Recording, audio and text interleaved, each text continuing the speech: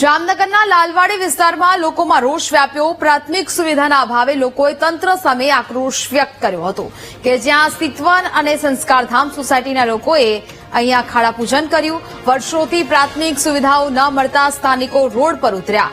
રસ્તા પર ખાડાઓનું સામ્રાજ્ય અને સ્ટ્રીટ લાઇટ સહિતની સમસ્યાઓ અહીંયા સર્જાઈ છે। અનેકવાર રજૂઆત કરી છતાં કોઈ નિરાકરણ આવતું નથી। તંત્રને જગાડવા માટે લોકોએ અનોખો વિરોધ કર્યો છે।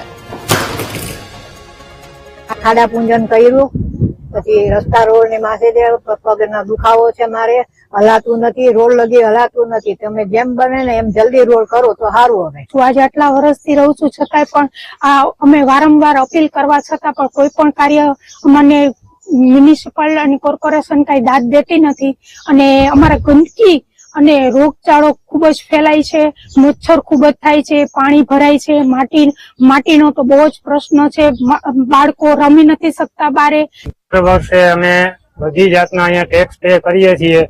વારંવાર કોર્પોરેટરને મ્યુનિસિપાલિટીમાં મહાનગરપાલિકામાં અપીલ કરવા છતાં અહીંયા અમારા કોઈ પણ જાતની પ્રાથમિક સુવિધાઓ મળેલ નથી।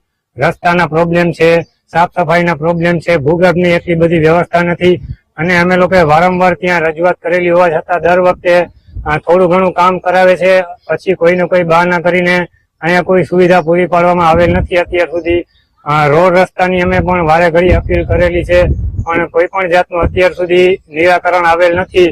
અહીંયા અમે નાના બાળકોથી માંડીને ઘણા બધા વૃદ્ધ લોકો પણ રહે છે આ સોસાયટીમાં, જેને દર વખતે ચોમાસામાં આ પ્રશ્ન રહે છે।